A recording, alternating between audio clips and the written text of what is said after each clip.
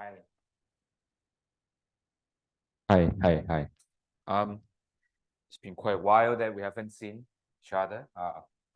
But we should be on schedule, but we are slightly a little bit faster today because what we do today is more like a theory that builds the foundation that we will do for the rest of the semester.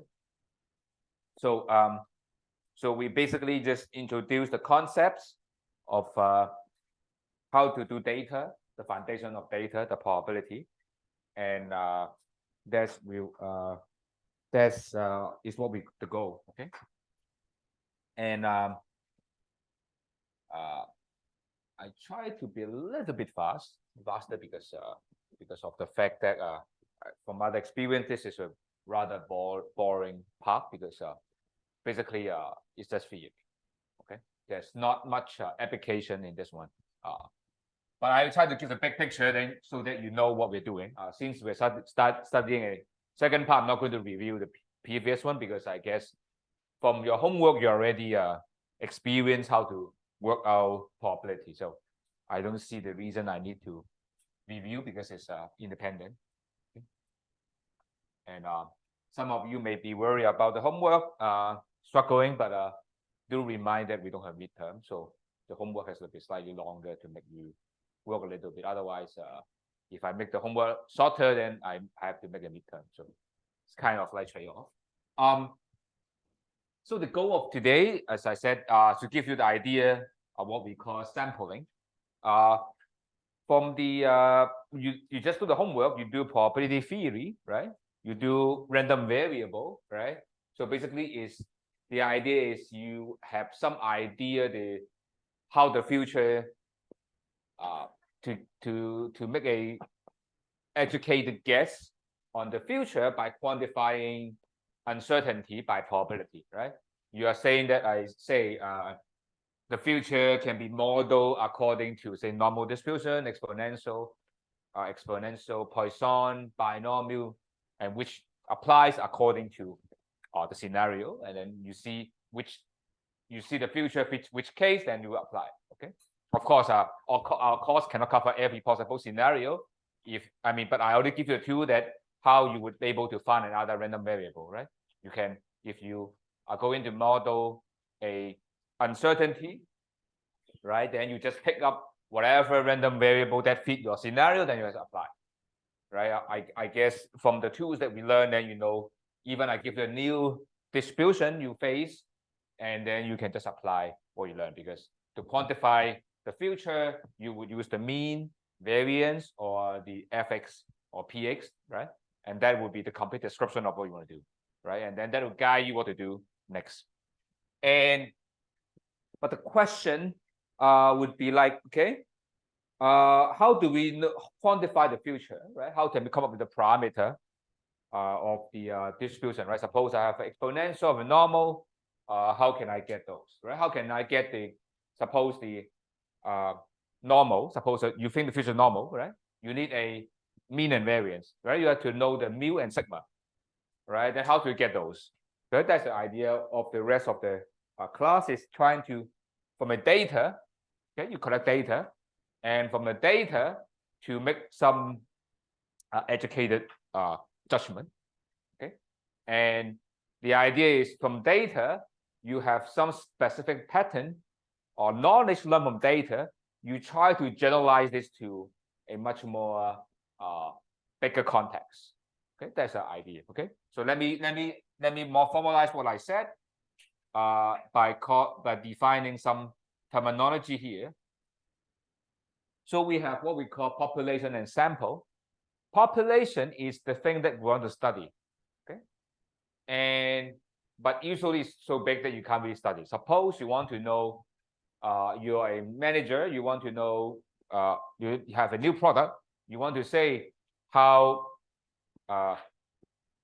much people want to pay for a product, right? You are going to aim for the market in China, where you have 1.4 billion, right? How can you able to ask every 1.4 billion people how much they want to pay you for a product, right? Then how to set your price and so on and so forth.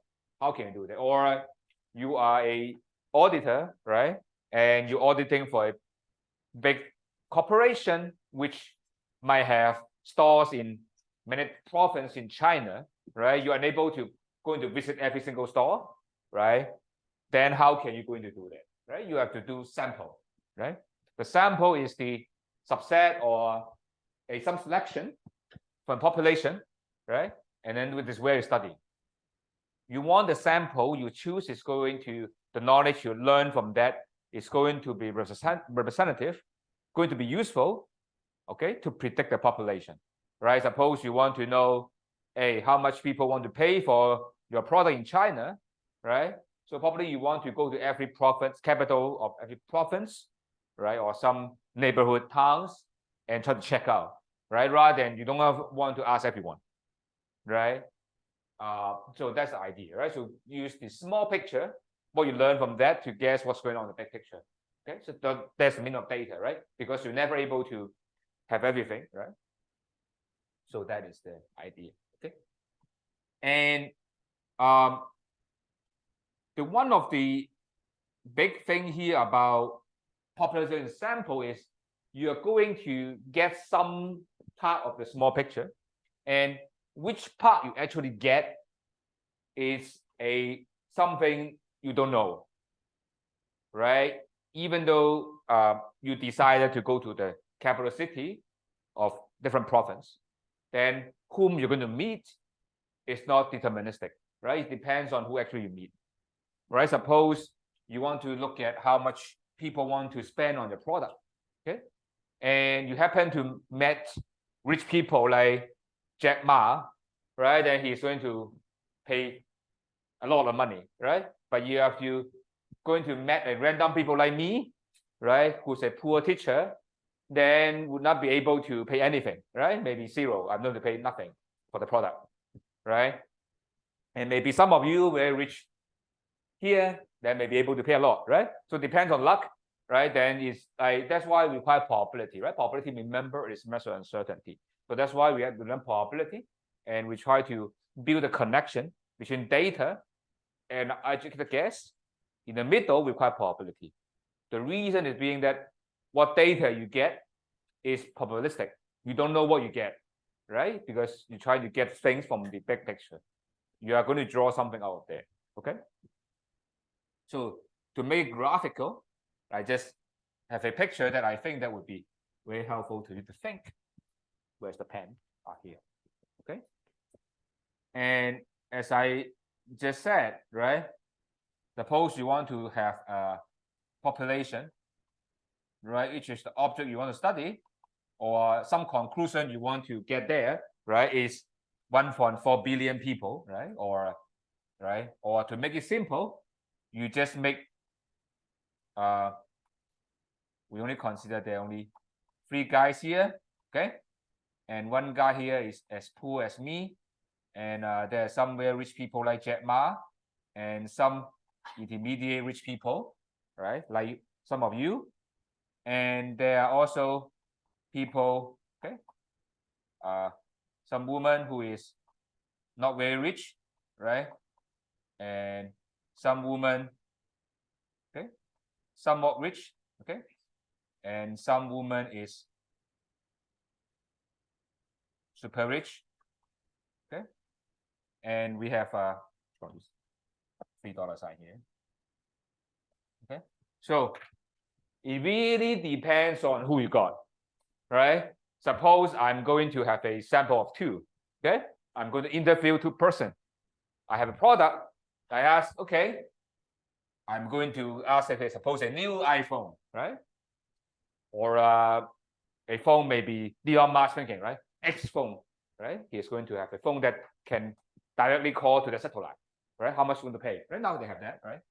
Then how much to pay, right? Then if they ask people like me, right? If Elon Musk, okay, send an email, Twitter to me, how much you want to pay? No, 0. I don't need anything, right?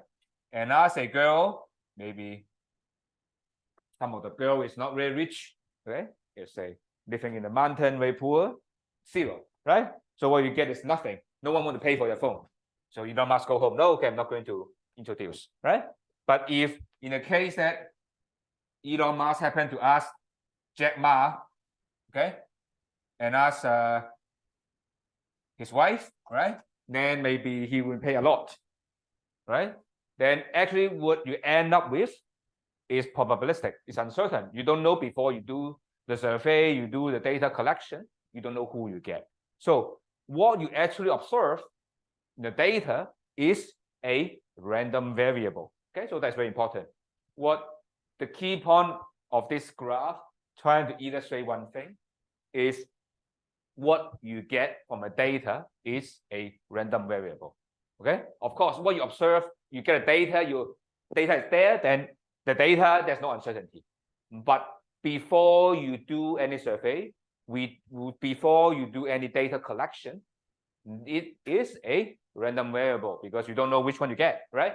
If you happen to get to me, I'm sorry, there's no X phone, right? If you ask Jack Ma and his wife, yeah, you go on, right? So that is the idea, okay? It's a random variable. I'm emphasizing random variable, okay? Now, since we know it's random variable, okay, and how do we proceed with analysis? So we will start with something we call very simple, okay? It's what we call simple random sample. This is the most ideal situation. In the case where I have 6 persons in the figure, it just simply said every 6 persons have equal likely being chosen, okay? And if they chose me, okay, we'll have then, given they chose me, the probability choosing Jack Ma will be same. Okay, so each one is independent. Choosing one guy, don't tell me the other. Okay, this is called simple random sample, and this is something no matter what you want to do random sampling, you actually want this to happen because in this case, okay, the data you got is representative. Okay, it's meaningful to get it. Why is it representative? Okay, I will show immediately technical result for that. It's because under this, we don't want to prove, but probably it will be easy for you to see is the following, which is very interesting idea is you connect what you learn from topic 1 and 2 to 3 together. Okay, what he said is the following. Under simple random sample, which is the most ideal situation, where expect everyone is equally being chosen, is represented sample. In the case that each observation, the expected value, same as the original mu, the variance is sigma, and covariance 0. So this one seems to be very trivial, but let me illustrate what actually means here. Okay, what actually means here. Let me go back to this slide. Okay, this slide, suppose a 6 person.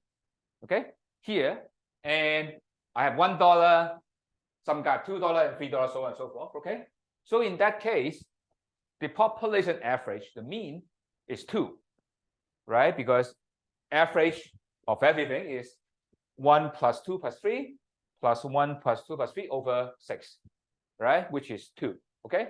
The population average, which is mu, right? Mu is what defined. Topic 1, remember mu, is 2, okay?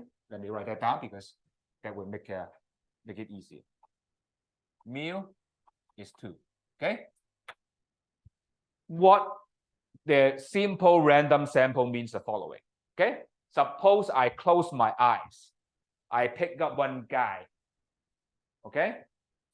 What is the expected value? Will be exactly 2. Why I close my guy? All I get is maybe me. Everyone is a good likely, right? So if you close your eye, pick up many times, each time pick up only 1, average of this is exactly 2. Right? So the expected value of each guy you pick is exactly the mu. Okay. And you would be seeing similar idea. The variance you got is same as the population variance. Okay. So that would be the idea. Okay. If you just get 1, but that is what he said. Okay. So it somehow it represents something, means if under the ideal scenario, we call simple random sample, there's some connection between the data you collect and the underlying thing you want to study.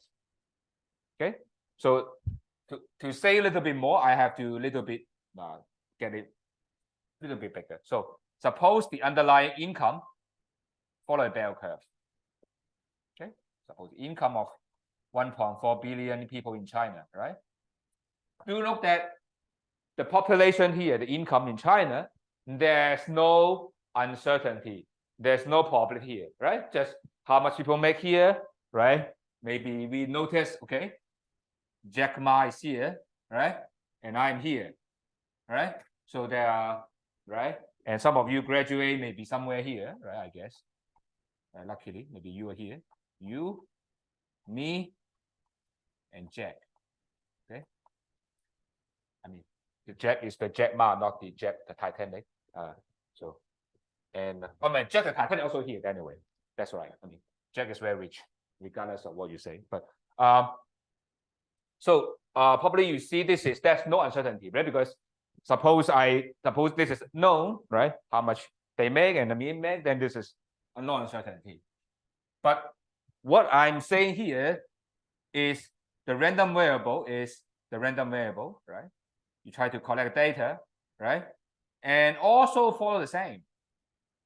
Okay, because I close my eye to randomly pick up a guy, also this, right? Remember, this is what? This is a probability, right? This is you can see the small f or the p, right? If you like, it's a bar graph p, or you want f, doesn't matter, right? The probability. So there's a probability. The probability will be exactly the same if you look at the frequency table, relative frequency. So there's a connection between them. If, okay, as I said, if what you're doing is the ideal scenario, simple random sample. Okay, if the sample is biased, then it's not, right? What do you mean by sample is biased? Okay, suppose for the following, I'm not going to detail, but imagine I want to get how much people in CHK spend on the lunch. Okay, and the way if I try to do a survey, ask people next to the subway station, okay, then this is not simple random sample. Why? Because some people live in Seoul College or New Asia College, never get out of their home, never get out of their hall, right? They never go to the subway station. Okay, then you never can able to ask them, right? So not everyone being equally being picked, right? So it's not. So you meet some people, right? So that is the idea. I mean, it's not easy to achieve this, but imagine there's some way to achieve this, and how to achieve this is a very you study a class to do those things, but we assume this happening. Okay, in ideal case, what the data you got will be similar to what you have. So that is the reason why what we're doing from the sample will be useful, right? As long as the data you collect is the collection data process is an ideal case, it's a nice one. Everyone has been equally chosen, right? It's not, right? Because usually you can't talk to Jack, right? They don't easily talk to you. But anyway, you can always talk to me easy, right? But not difficult to talk to them, right? So that is the idea. Is that clear? Okay. So that is underlying why the data you got can be useful. And when data is not good, right? The standard idea, what we call garbage in, garbage out, right? So when you try to use data to do decision, make sure that your data quality is good. Okay. Of course, this is beyond the scope of this class, because I'm not teaching you how to collect data and process data. It's belong to other class. I just tell you, given the data is given, it's a nice data, how you process it. Okay. So, and anyway, let's continue. Okay. So, in the ideal scenario, what we have this. Okay. So that would be the case. Okay. And okay. Now here, up to this moment, we define what is statistics. Surprisingly, up until the halfway of our course, which is called statistics, we now only define statistics. Okay. The reason is being that statistics is a complicated concept. It is because statistics is actually what we call it's a function of sample. Okay, and sample is a random variable, right? Because depend on what you draw, right? That means that statistics is a random variable. A function means you give me, say, what you draw. Suppose you ask a guy how much you want to spend on a smartphone, new smartphone, X phone, right? And in that case, you pick a particular guy and ask him, you get the number there, right? And as I told you, who you got is different, right? Ask me 0, ask Jack Ma maybe 1 billion, right? And ask you maybe 10,000 or 20,000, right? And in that case, right? And the statistics is a function, so it can be a lot of stuff, like what you learn in topic 1 as well, because sample means sample variance, right? Because on data, you got sum of them over n is the sample mean, right? And you calculate you minus sample mean square over n minus 1, then the sample variance, right? And basically just like this number really depends on what you draw, right? So that's why we care about statistics is you have the data, you try to summarize the data in a certain way, right? Some statistics, right? Summary, okay? And this is nothing new, okay? Sample mean, right? The only difference between this and topic 1, you can notice I now use capital letter, right? If you notice our convention in this class is capital letter refer to random variable. It's something that is not known before you do it, okay? So in the topic 1, I think I use the small letter. If I'm wrong, let me know, but I use small letter. Okay, here capital letter. Why? Because these are the number that is a random variable. Okay, you don't know it yet. And the key thing here to understand this, and maybe I just try to look at this picture, is the sample mean. Later, or we also do sample variance in next class. Is sample mean is basically the central concept we learn from this class, because usually we care about the mean, okay, and of course variance as well a little bit, but sample mean, sample variance, and sample mean, sample variance basically help us to do all the calculation, and most of the time we all care about the mean and somewhat variance, but mainly it's the mean, okay, because as I said, right, how many people want to pay for your phone on average, right? Tell you to make decision, right? And that's when you care. But sometimes we care median or other statistics, but usually mean is the thing we care most. Okay, so that's why in this class we also mean. And if you want to know more, it's beyond the scope of our class. And remember, we want to know the mu, or we want to make some guess, some of the mu. Okay, and we will use sample mean. Okay, this is the statistics to estimate or to make some idea about the mu. Okay, and here we talk about some property of sample mean. Okay, and by property, because it's a random variable, right? So we want to know several things, actually 3 things, right? The mean, the variance, the distribution, right? Always when we learn from the last topic, right? When we learn a random variable, the 3 things we learn, right? Mean, variance, and distribution. Okay, so here we learn what is the expectation, the variance, and how it looks like. Okay, and as later you will see, this will be related to mu, actually exactly mu. Okay, and this guy is also related to sigma square. Okay, direct proportional sigma square, but inverse proportional to sample size n. I will give more precise later, but in these two is a very interesting property. Okay? But the main thing that is important is there will be 2 important theorems that we learn in our class. I think I mentioned many times already. It's called law of large numbers and central limit theorem. Okay, I will detail more later, but by law of large number, essentially it means one thing. Very simple. The x bar, okay, the sample mean, is a random variable, right? But when the sample size get larger and larger and larger,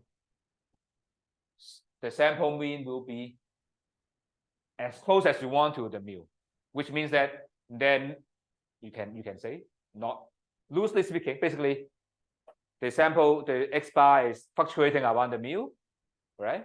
But when sample size get larger and larger, then no more fluctuation, will be exactly mu.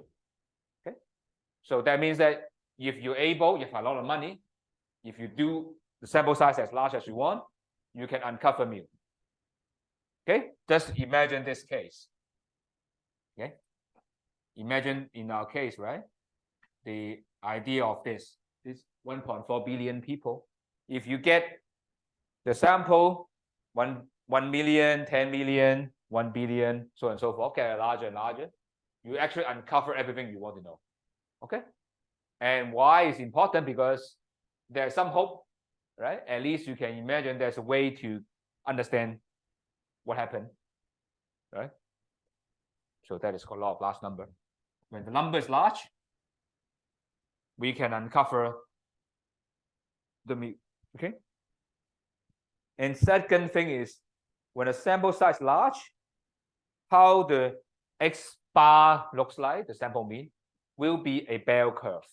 That is called central limit theorem, a bell curve. Okay. That is the second thing we want to talk about. Is a main important result. It's a X bar is a bell curve. Okay, it's important. We'll talk about that. Okay. And the third one we'll talk about, okay, is a improvement or somewhat application of central limit theorem in some sense. Central limit theorem essentially said is a bell curve. Okay, but this bell curve is more like a theory because it's a bell curve rely on we know sigma squared. Later you will see. Okay, it's a more theory. You have no sigma squared, but in the real world we actually don't know the sigma squared. Okay, so how does it actually look like? You look like a bell curve, but not exactly bell, but it's a inflated bell, a T distribution I mentioned last class, a T distribution.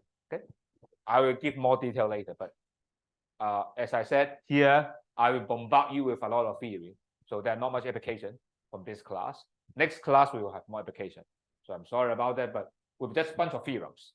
Okay, somewhat reading some example, but don't worry, just basically some theorem.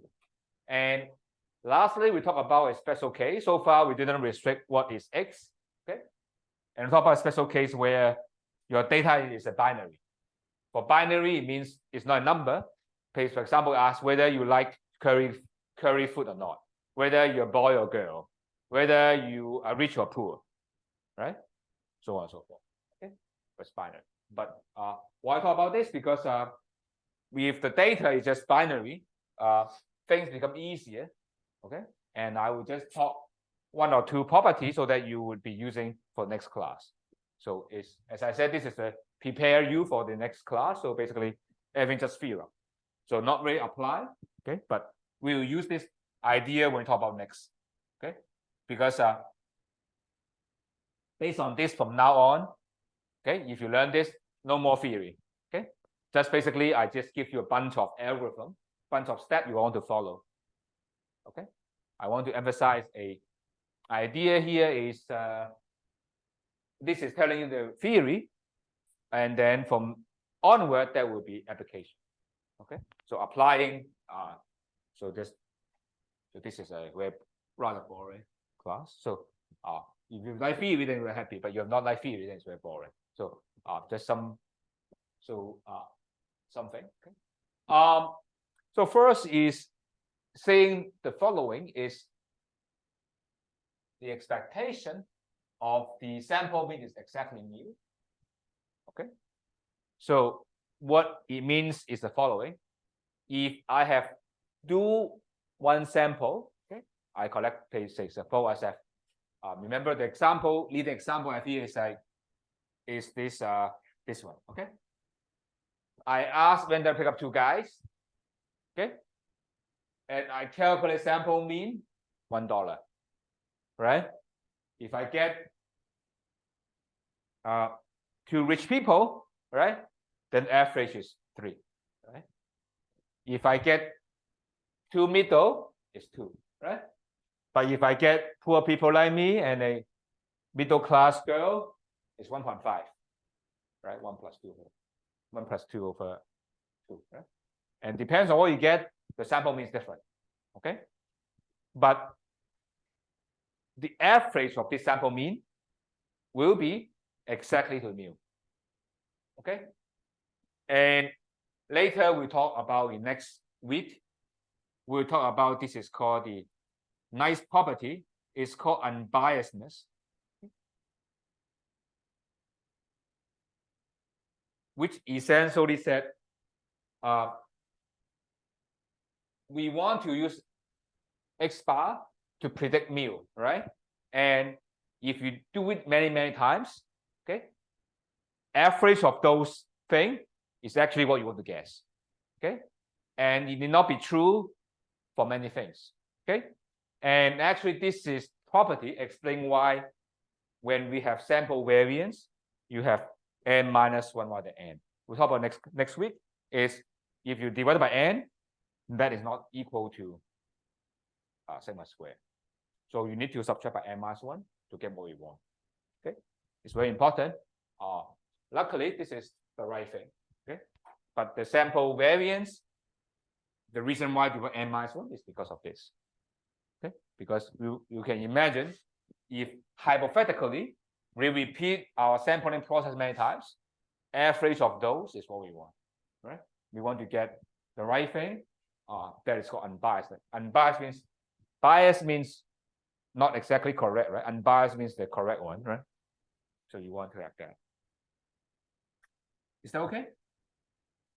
So just terminology, so not really something to learn, but just you know it. Okay. So the idea is this, right? In each population, you can draw many samples.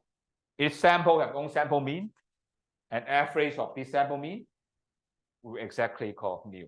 Okay. As I repeat, this is not true for any statistics. Sample mean is the right thing. Okay. If you want to estimate variance, right? Because you can imagine each sample, you can calculate sample variance, right? And average of this sample variance, okay, is equal to sigma square only if you divide it by n minus 1 each step. If you divide by n, that's not right. So you'll be more clear in the next class. But I have emphasized this is a nice property. Okay. So let me illustrate what I mean more carefully in the example so that I convince you that sample mean is good. Okay. So I have number 1, 2, 3. Okay. Only 3 number in the population. Okay. And the sample mean, there's no uncertainty. So just add up 3 number divided by 3. Right. The sample. The mean is 2, population mean. Okay. And now consider the case I only do the sample size of 1. I just close my eye and pick up 1 guy from 3 guys. Okay. And because it's simple random sample, each one is equally likely, right? I have only 1 guy. What you get is just sample mean, right? So the sample mean 3 value 1, 2, 3. You get 1, sample is 1. You get 2, sample is 2. You get 3, sample is 3. Each one is likely. The expected value, which is multiply the value by probability, add up everything, is just 2, exactly mu. Okay. So the mu of X bar, which is expected X bar, is just 2. Okay. I hope I convince you why this is unbiased. If not, another example. Okay, another example. Now, instead of asking 1 guy, I ask you 2 guys. Okay. Simple random sample means actually sampling with replacement because choosing the first guy doesn't affect the second guy's chance, right? So you have 9 possible cases, right? The first guy you get is guy number 1 and also guy number 1, right? And there's a 9 possible cases, right? You get number 1, average is 1. You get 2 and 1, you get 1.5 is the mean, right? You get 3 and 1, you get 2, right? So these entries are the sample mean, right? You get two guys, right? 9 scenario. Is that clear? Right? So example, just to make sure you get it. How you get 2.5? Because you get guy number 3 and guy number 2. Average will be 3 plus 2 over 2. right? So this all entry there. And because simple random sample, all 9 scenarios are equally likely. Each scenario have 1/9 of probability, right? And you have 1 of 1/9, 2 of 1.5, 3 of 1.9, 2, 3 of 2, and 2 of 2.5, and 1 of 9, right? So expected value will be just multiply and adding up, which is 2. Okay. So this, I hope, illustrate the idea that the average sample mean you'll be getting is just 2. Okay. But do remember that is hypothetical, right? It means that suppose you're going to repeat many times, but do remember in the real world, just only get 1. We don't know where we get, but there's a confidence in the procedure. If we're able to repeat many times, then we get what we want. At least it's a good property, right? So I hope that is clear. Okay. Now the next, I don't do the proof, just the theorem. Okay, if you want to know, you can check the proof. The proof is very simple, but I'm not going to do the proof. For those who are QFN or math inclined student, actually you can find the proof just 3 or 4 lines. Okay? I'm not going to prove, but here's the variance. The idea, the variance sample mean, okay, will be sigma square over n. Okay, so to make it more graphical, let me tell you this one. Okay, so suppose your x is a, I don't know, need not be bell, but look like this. Okay, and what the here is said x bar, if 1 look like the same, right? And you have 2 sample. It said, I don't look how it looks like, but remember what it said is the variance of this will be same as original, but you divide by 2. Why the variance gets smaller when you get 2 numbers? Because you will average out, right? If you get suppose you get 2 person, right? You can get Jack Ma and me, okay? Then average out, right? Or you get 2 middle guy. So the variance is reduced when you get larger sample, right? Because it's very likely that unlikely that you get Jack Ma for 10 times, right? Or 2 times, right? Get me for 2 times, but also very difficult, right? So on average, it will be shrinks the variance. Usually something like this. I don't like, but something like that. Okay. And what in general, what it means is, okay, this guy, okay, the variance of this guy will be just inverse proportional to n. Okay, you can prove it, but we don't do it here.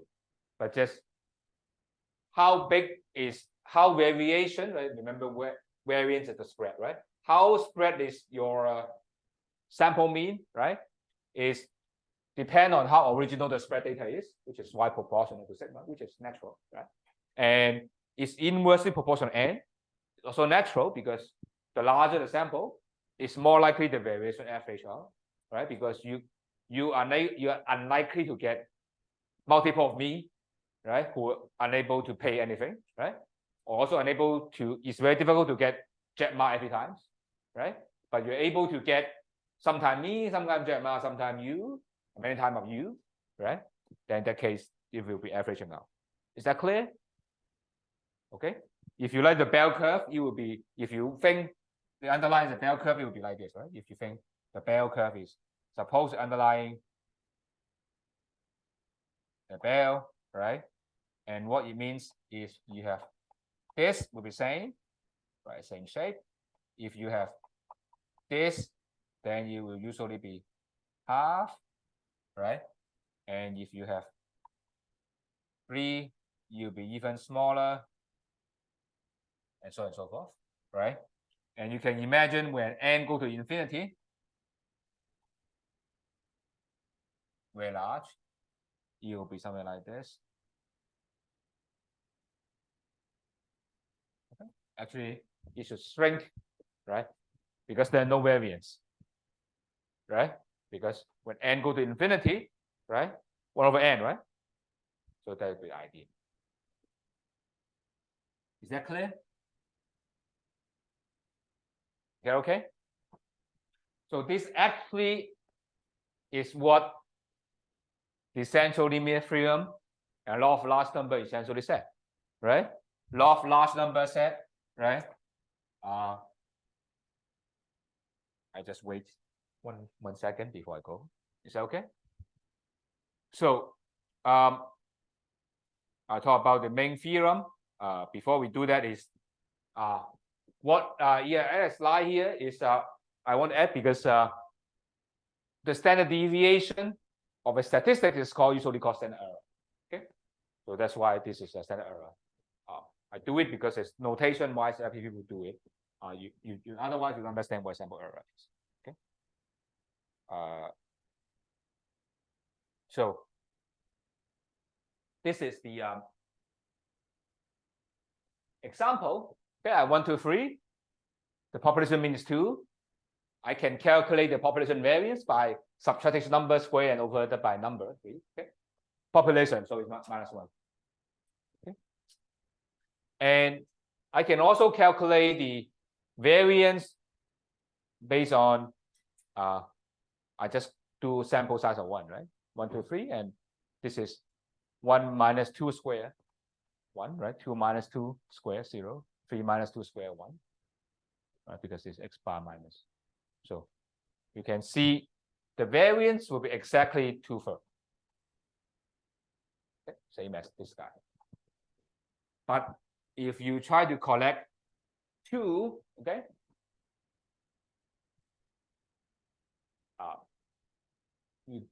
you do the same, right? 1 minus 2 square, 1.5 minus 2 square. The ninth scenario, remember? The ninth scenario in the previous slide, okay? And you will get is 2/3 over 2, okay? So, so that is this, if you don't recall, is this guy. This outcome here, right? The 9 outcome is number. You can calculate the variance, right?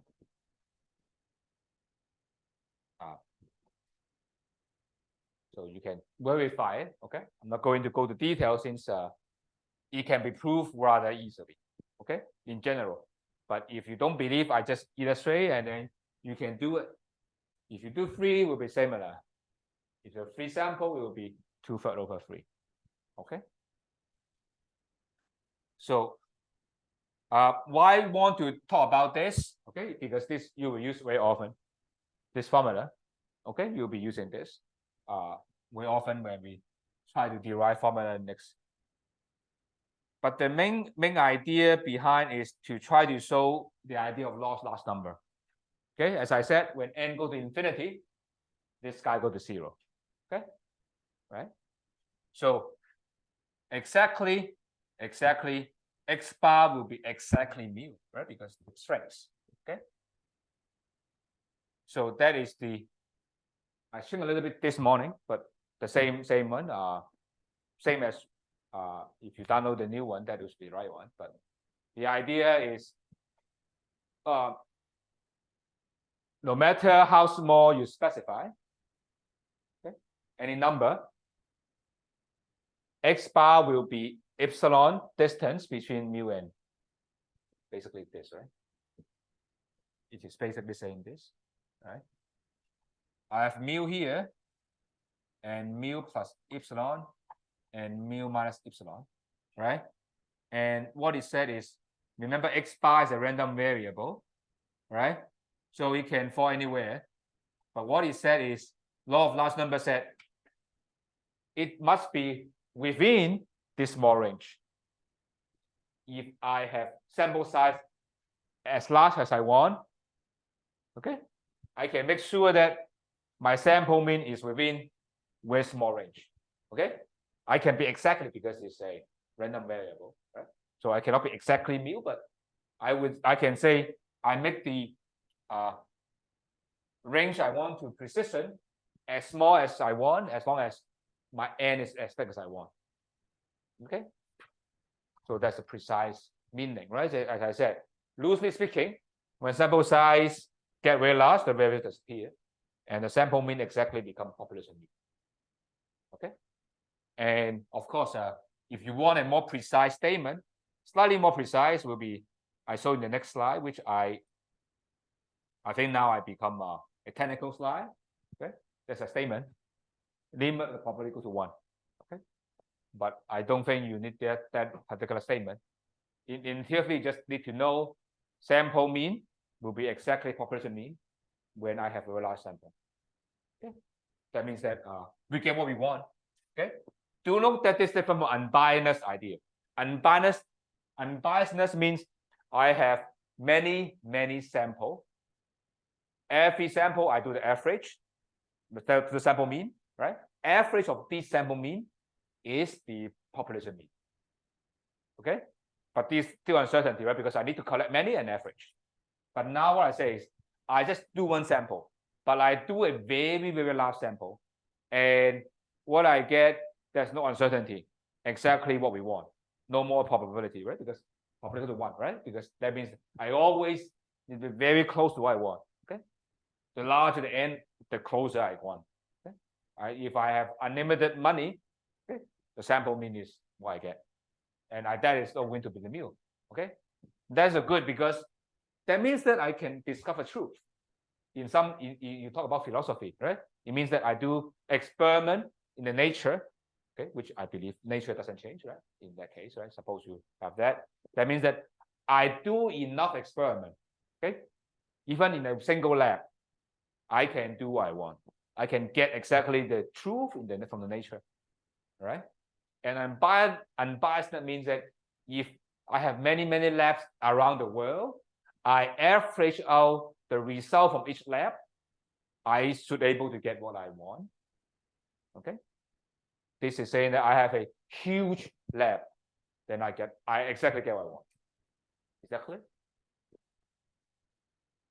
Okay, so I'll talk about, after the break, I'll talk about the second important result, which is called central limit theorem.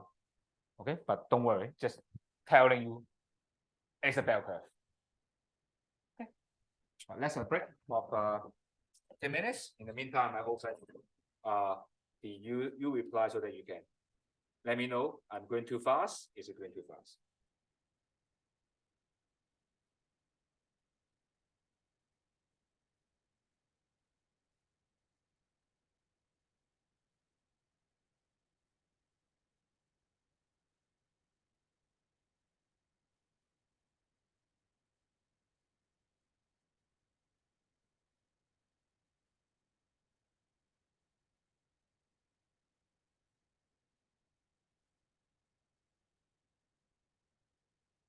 So we'll resume at 2:36.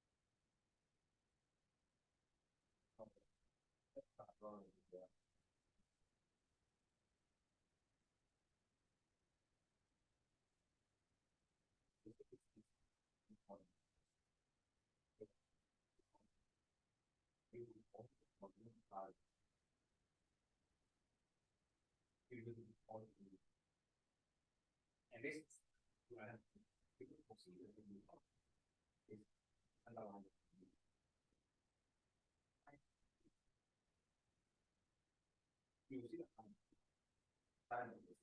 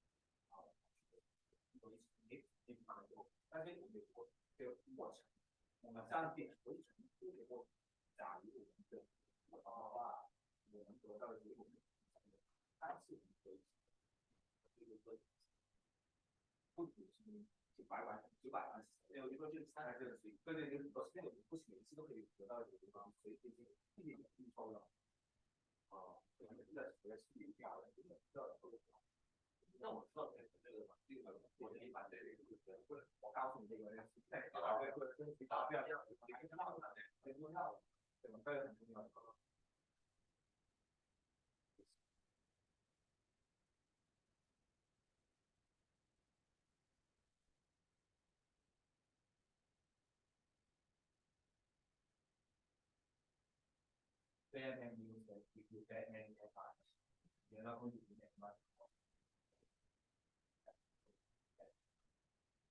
As opposed to just like the bet is like 10 of them. Okay?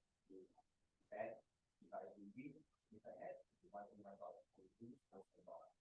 You get on this level on average. I do win many dollars.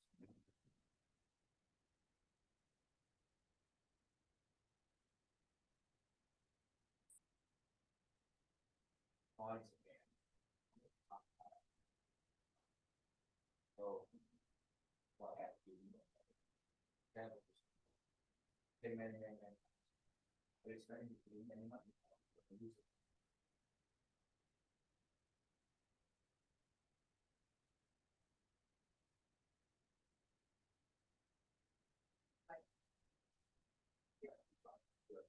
Casino, you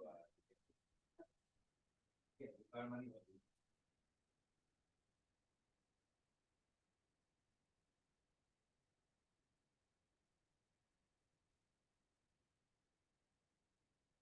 Airport.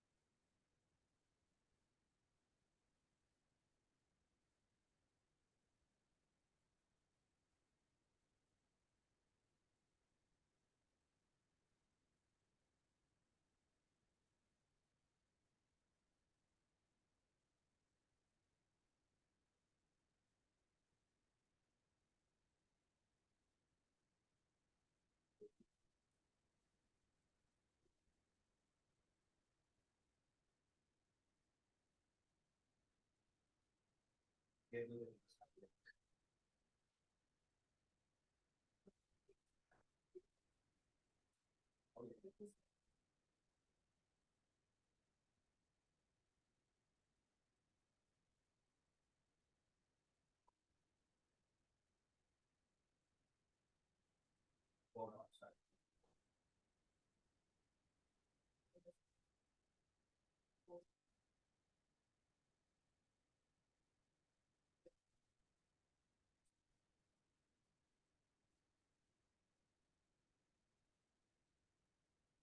even they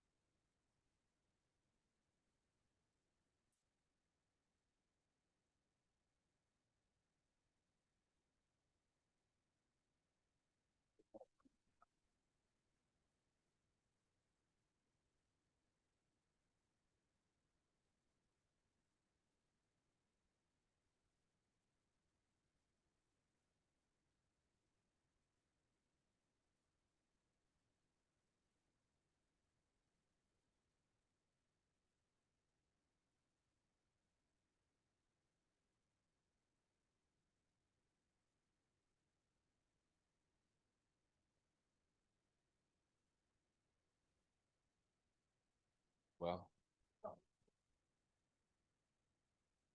what happened?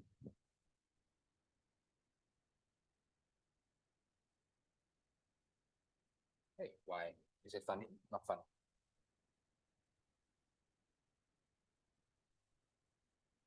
This has gone off.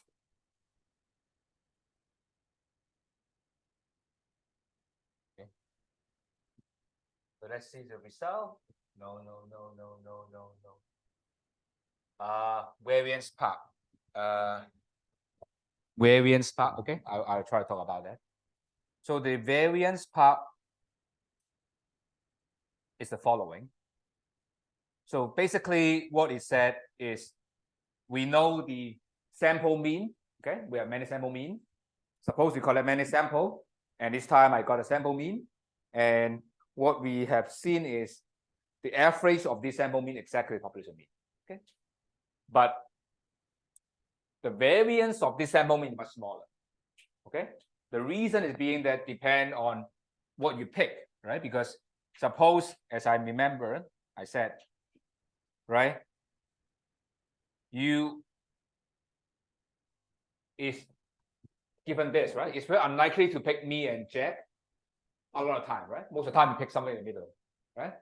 So the variance is much smaller because you are going to pick somewhere in the middle, right? So that's why you can prove, we don't do it, but it's easy proof. We will be saying that the variation of the sample mean, because of this averaging idea, right? You're going to pick the extreme guy will be less likely to be picked up, right? And that's why the variation of the sample mean, okay, will of course proportional to how variation the data is, but it will be the larger sample size, this one gets smaller, right? The reason is being, I think I try to convince you by looking at the example, right? If you do only one sample, what you get the variation of sample mean can only be 1, 2, 3, right? And average is being 2, it's going to be same as original. But if you have a much larger sample, okay, will be smaller. So graphically it look like this, okay? Maybe it's good to have another graph so that it will be easier, okay? So in this case, right, I have 3 number, x is 1, 2, 3. We have a 1/3 of, say, bar graph, 1/3 of 1, 1/3 of 2, 1/3 of 3, right?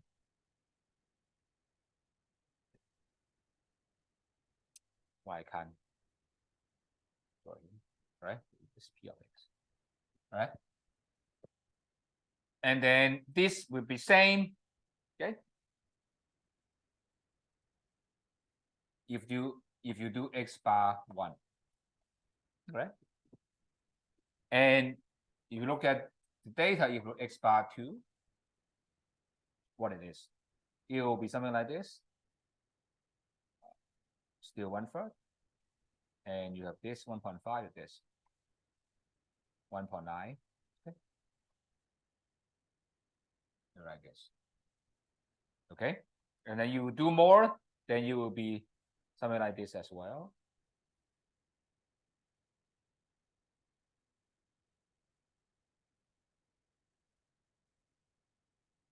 Okay, so you can see the thing actually squeeze a little bit inward, okay, and it's still the average is here, but variance gets smaller, right? Because it's a little bit squeezed, okay.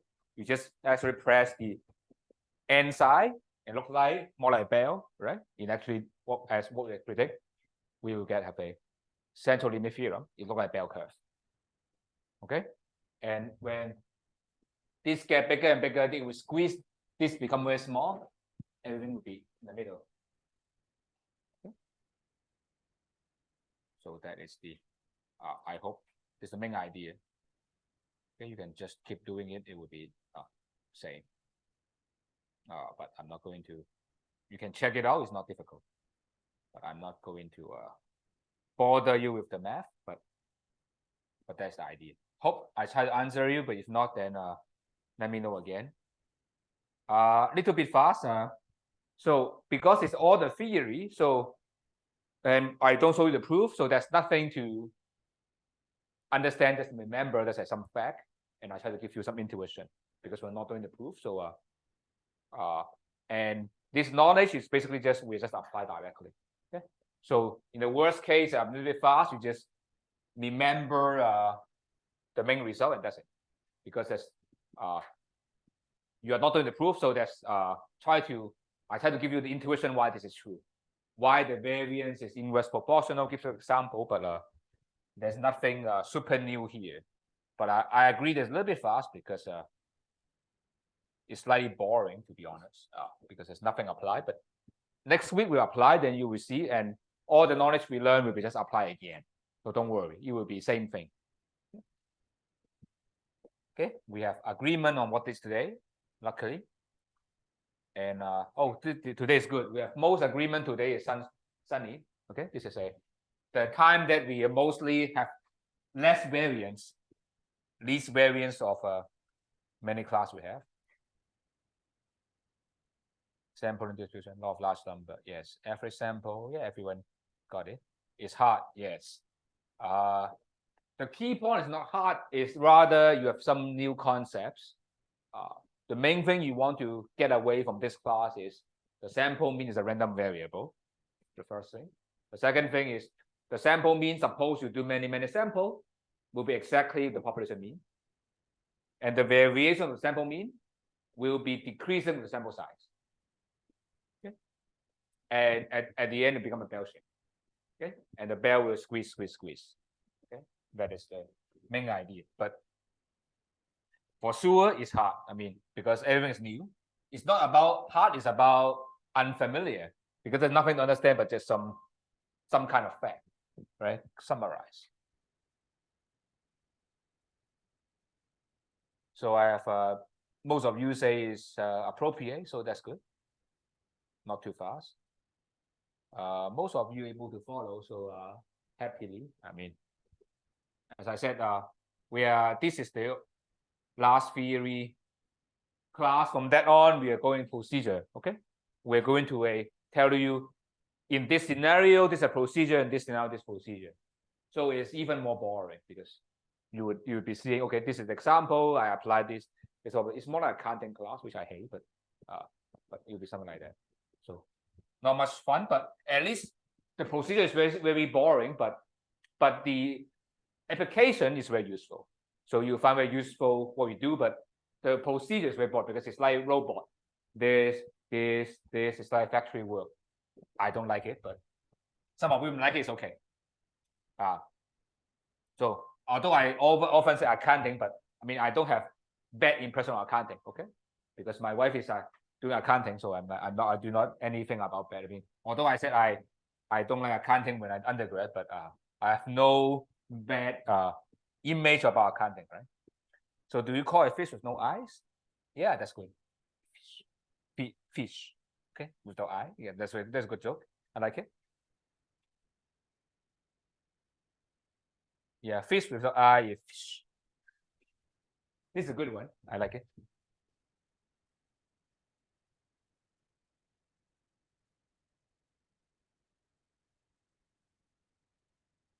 So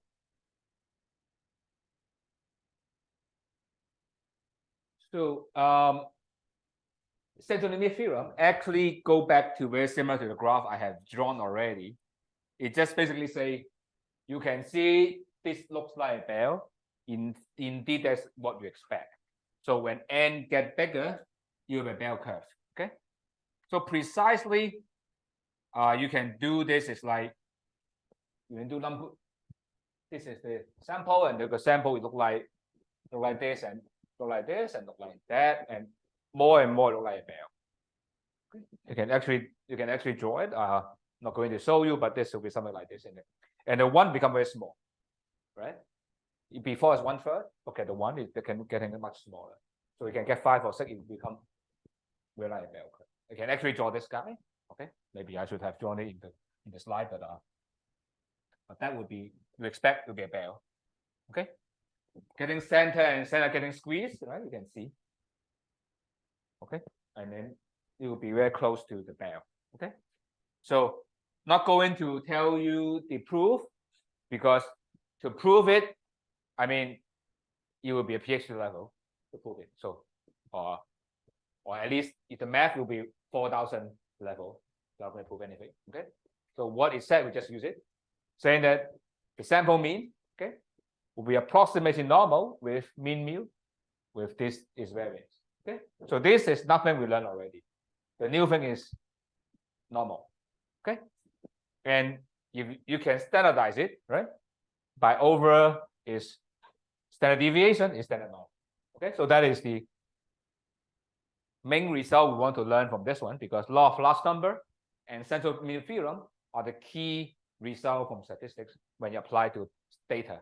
Okay, this is the only thing we like, and I can tell you that many researchers actually spend their whole life proving different versions of central limit theorem or law of large number, and there are, I think, more than several thousand, at least more than 100 versions of central limit theorem or law of large number.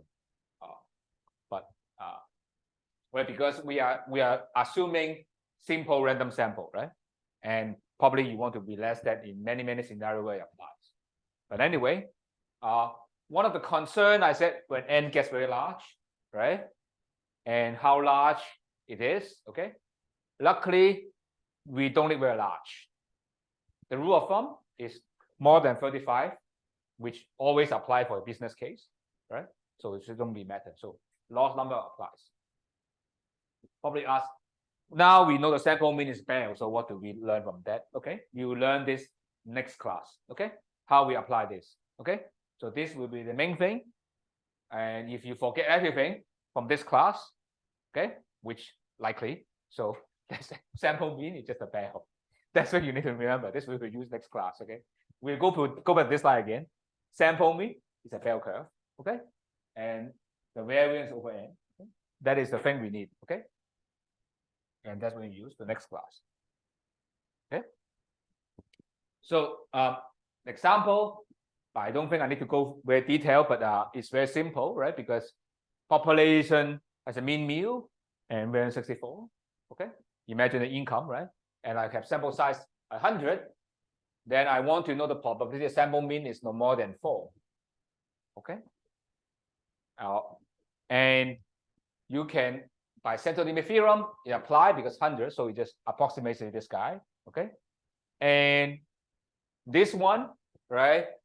Because it's normal, if you do the assignment, which I think you do, right? You can just, if you don't want to show this, right? If you don't want to do that, then we will just norm this, 4, 5. And I think they use sigma, right? 8/10, right? And then 2, right? And that's the answer. All right. Of course, you can look at the table, go on, but that is the thing. Okay. I show you how we do it, but I mean, since you have done your assignment, right? So I guess you do your assignment, right? This will be the answer, right? Of course, you can tell you how to do normalization and how to do all the things, but that's the case. Is that okay? Is that fine?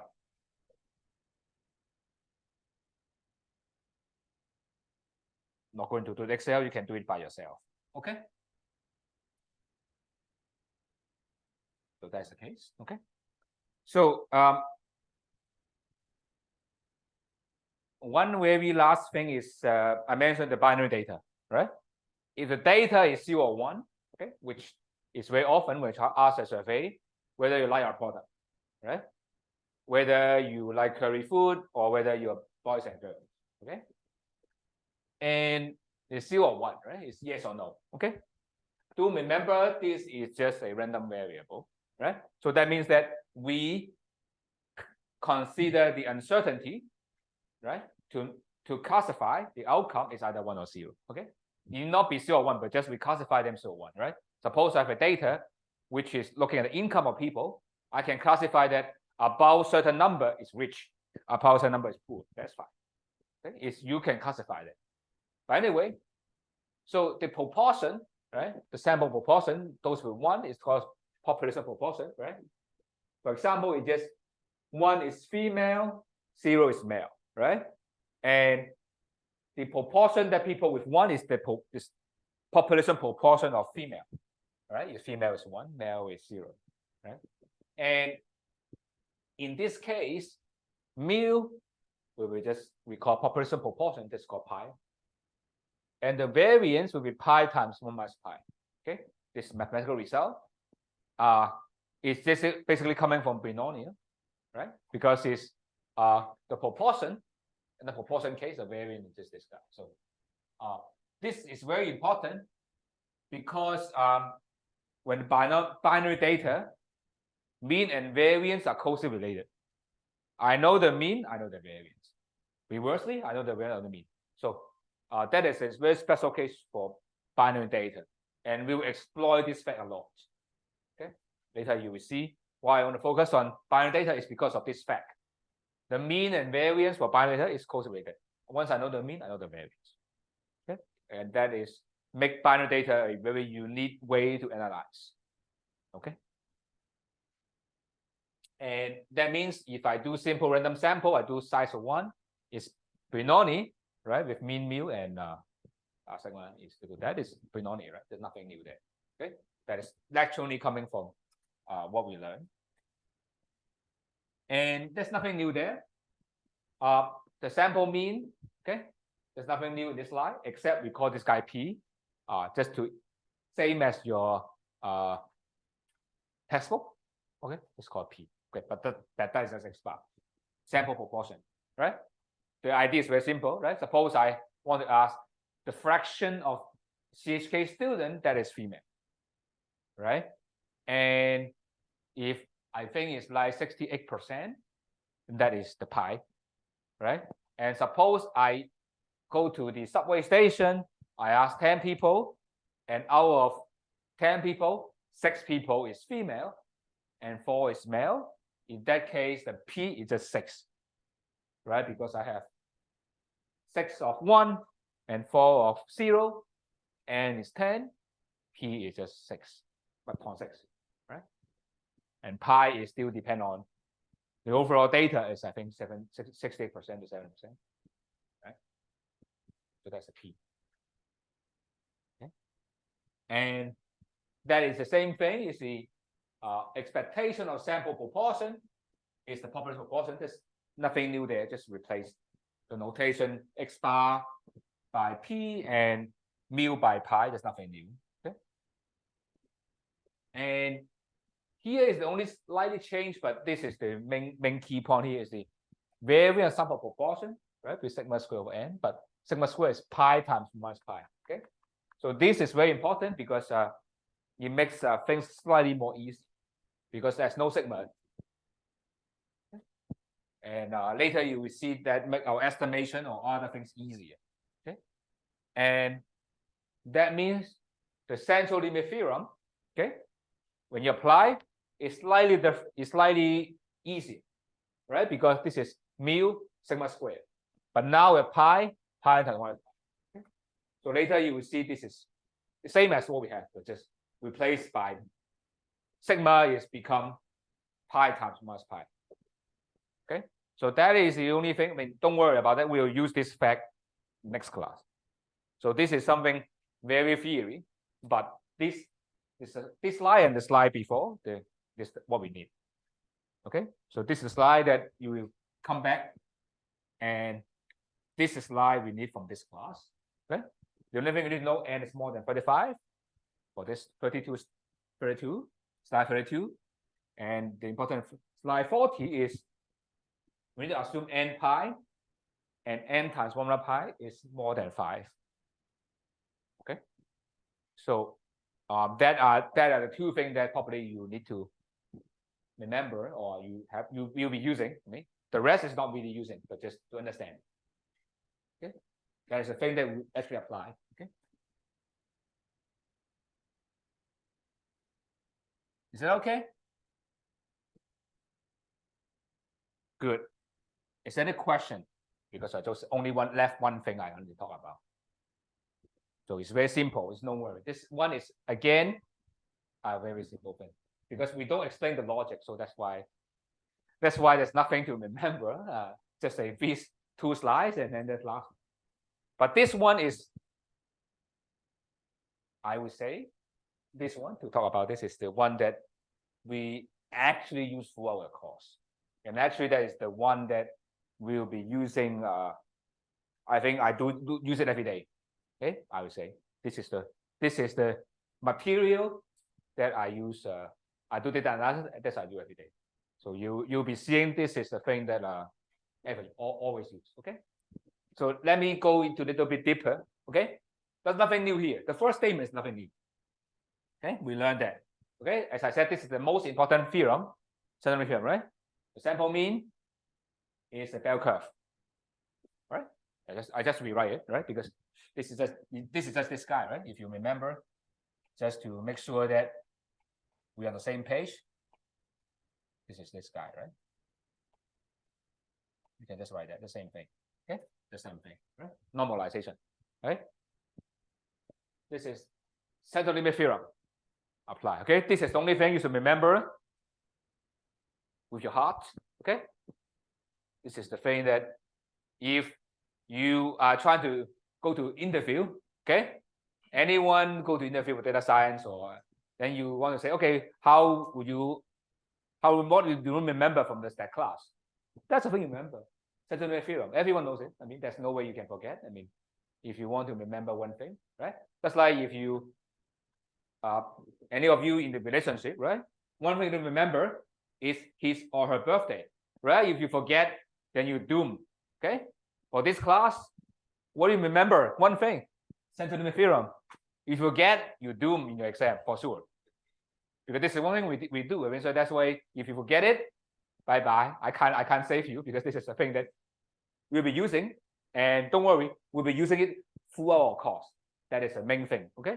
Later we're going to do hyper-testing, estimation, ANOVA, regression, or this.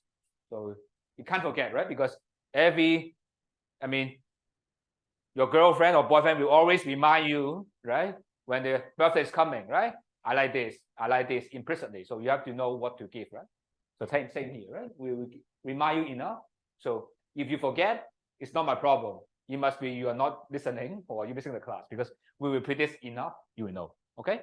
So the only trouble when you apply this central limit theorem is sigma. Who gives me a sigma? No one gives me sigma, right? Sigma is unknown, right? This is fine. Okay. Later you will see we don't need to know the mu. Mu is not important because mu is want to estimate. So mu is nothing we don't need to worry. But the problem is sigma is something that we never know. That's a problem. Okay, that's a big problem. So, but as we have hinted, right, in topic 1, okay, S squared, remember n minus 1 is a good estimate of sigma. Okay. Do remind yourself why n minus 1 is unbiasedness. Okay. This estimate, this is a good one. Otherwise, it's like bad. Okay. So that is the reason why. Later we'll talk about this next class. But that is this. So we will place this here. Okay. We know this is a bell. Okay. Is it a bell? Okay. Is it a bell? Okay. This is a hard question. It takes a long time for a statistician to solve this problem. Turn out, okay, this will be very similar to bell, but a bell with a fatter tail. So a T distribution. Okay. So who invented this is invented by a student. Okay. Not student like you, but it's invented a statistician. But he is working for a corporation. So the company don't allow him to publish under his name. So he published a pen name called student. So that's why it's called the student T distribution. Okay. And the only thing that you jump from here to here, okay, we have to make one assumption, an important assumption, is we have to assume, okay, the underlying population is a bell. So just to remind you one thing, a very big jump, okay, a big jump, okay, is central limit theorem doesn't need us to make assumption whether the underlying is a bell or not. No matter what the distribution looks like, the population, the sample means a bell. Okay. But if we are unable to know the sigma, okay, then we will have to rely on our belief assumption, which is bell. Okay. This is not a big deal, okay, because a lot of things are bell. Okay. But you have to make assumption of bell. Okay. And don't worry, if I have said, if you have something very large sample, usually it's a bell. Don't worry about that. For business application, it's not an issue. Okay. But for medical application, for a lot of some other application, then Bell may not be appropriate assumption. Okay, and how to do those is way beyond our class. Okay, it's usually undergrad don't handle this. Okay, this will be master level. So this assumption we will make. Okay, underlying is the Bell. So that is what. Let's look at the graph here. Okay, is what I said is this X is not applied. We cannot do that. We have to make assumption like this. Okay, what happened? We want to study is a Bell. Okay, we have to make assumption like, remember our original thing is the how much people want to pay for X phone. Okay, in that case, assume in China it follow a normal distribution. Okay, and the Bell apply. I think it's okay assumption, but you may not agree. But this is whether a judgment. But if you believe that, it's still a Bell. Okay, but the Bell will be a little bit, the tail will be a little bit higher. Okay, and depend on the sample size. Okay, but you talk about a little bit more now how you will handle that. Okay, so as I said, if you under normal, okay, the sample mean is also normal. There's nothing new here. Okay, the only difference is this one. Okay, I don't need large number n. Okay, any n is whole n, right? Central limit theorem require this guy is only true when n is large, but now n is even though 1 or 2 or 3 also whole. Okay, but here is the main result. Okay, the main result. This is the result that you will remember. Okay, because this is the thing that we apply all the time. Okay, which said the following, right? You replace this S, okay, and it will follow a T distribution. Okay, and this T depend on n minus. It has a specified n minus 1. Okay, remember T distribution is a bell curve but with a larger tail. Okay, and how big is the tail depend on your sample size. Okay, turn out to be this. If n, if you remember last class, if n is very large, that is exactly the same as the bell. Okay, but if n is small, the tail is very flat. Okay, so how flat the tail depends on n. Okay, so let me give example and then we're done because we'll be doing this all the time, so don't worry about that. Okay. So this is the example we have. Okay, I'll go slower because this is the procedure that we will do all the time. So as I said, don't worry. Just like the birthday, you often go over the birthday until you broke up or you get married or whatever, right? So this is the thing that we do all the time. So a population, important statement, has a bell curve with mean mu 5. Okay, we don't know sigma. If no sigma, then we're done. We don't need to go to this one. We don't know. Just know the mu. Okay, and probably ask, how can we know mu is 5? Okay? Don't worry, because the reason is we don't know 5. We want to guess what's a 5, right? Because the main thing is, remember, if I know this, then we don't need to do anything, right?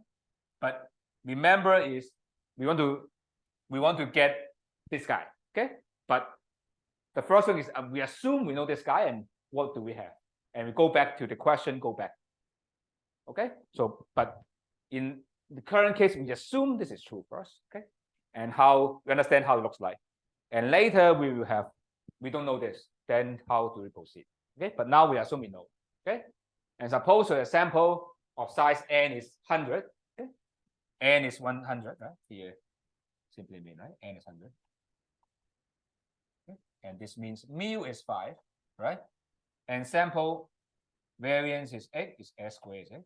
That's what it means. Okay, the probability that sample is less than 4.5. Okay, so let me hint why I want to do that. Okay, that's related to what we call 2 topics later. It's called hypothesis testing. Okay, suppose you get this. Okay, less than 0.5. Okay, I skip the calculation. Suppose you get this, very small, right? Less than 5%, very small number. Then you would think, okay, you tell me 5. I get less than 4.5. Do I want to trust you is 5? That's the question. Okay, is that is called hypothesis testing. It's as auditor, sub or quality control, someone claim it's fine. You claim it. I look at data. What I get is 4.5 or less than 4.5. The probability is so low that I cannot attest to that. Oh, that's called hypothesis testing. It's where the data support what has been claimed. Okay? That would be something like the 2 class after, to the topic later. Okay. And let's do it. Okay. For now, I just do it. I mean, later you will see why I do that. But I hope I hint why this is important. Okay. Now, as I said, this is the T is the something that the main result we do. Right. So less than that. Okay. I have to normalize this. Right. What I do is this less than 4.5. Okay. What I do is subtract 5 from both sides. Right? This is the same statement. And then divide root 8 over 100. Okay, which is the same statement here. Nothing new because positive number. Right? This is the same. And why I do that? Because this I can convert this to T99. And this, right? Then I can just ask Excel to tell me the answer. Excel will be just this. T this this number is negative 1.769, 99, true. 99 is coming from this guy because it's n minus 1, right? So that is the answer. Okay, you can do it Excel, but I'm not going to do that. But that is a very simple thing, right? Because there's a T distribution. I ask a number less than or equal to, but the same thing. Let's do that, right? So then you can see it's very small, right? So is that okay? So the very last thing I want to show you is, okay, you have Excel, done, easy, right? But how can you read from the table, okay? And unfortunately, the table usually you read, but of course you can create that by yourself, but the table usually you read is not exactly this table. Rather, the table you have is like this, okay? Later you will see why this table more common, but I will have to tell you what table the table you have is like this. So usually expecting T is like that, right? A bell shape, 0 here, right? And you expect the table is going to give you this area number, right? That's a T this. Okay, Excel. But the one I give in the slide is not this guy. Okay, it's like this. This is negative T. This is T. What I get is this is alpha over 2, right? And that means the middle is 1 minus alpha. Okay. I will tell you the alpha value and what is the T here. Just imagine, right? And the reason why I give you this very weird guy is because there's not only one T, right? Because T depend on N, okay? So that's why we only able to give you for some T value, some N, okay? But I show you the graph, I show you the table here. So you can see the table. Usually you got it's like this, okay? Give you the N, give you the 2 tails, the alpha values. That means the middle is 1 minus alpha. Okay, this that way. Okay. I show you how we do that. Okay. The many value and N is very value. So same as the set table, you read the row and the column, right? So a slightly little bit more crazier to read this table, but so how to read this table? How to get this number? Okay, you have T99. Okay, the unfortunate fact is we don't have 99 here. 1 up to 20, and we have 90 and 100. Okay, So by default, we always pick this smaller one. Although 99 is closer to 100, but usually we are more conservative. We will do the 90, smaller one. Okay. And remember, what is here is we want to find the probability is less than 1.68. Okay. And how do we do about that? Okay. 1.68. Look at 90. Okay. It's around here. 90. 1.7 something. Okay. And so because 1.7 is here, right? Because look at this. What is said is the following, right? What is said in the table, the following. T90, okay? 0 here, 1.6, 1.6, right? 1.6, what? 1.662, okay? In this area is 0.9, right? Or inside is 0.1, right? 0.05, 0.05. Right? Why 0.9, 0.05? Because go back to here.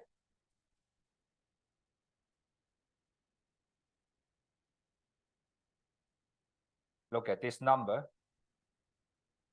And this number is 0.1, right? So two sides 0.1, middle is 0.9. They are both either side is 0.05. Okay, let me repeat. It's 10%, 0.1, 10%, right? 10% on both sides. So 1%, 5% on either side. Two side 10, one side 5, right? So that is what it means, right? Is two sides 10, one side 5, right?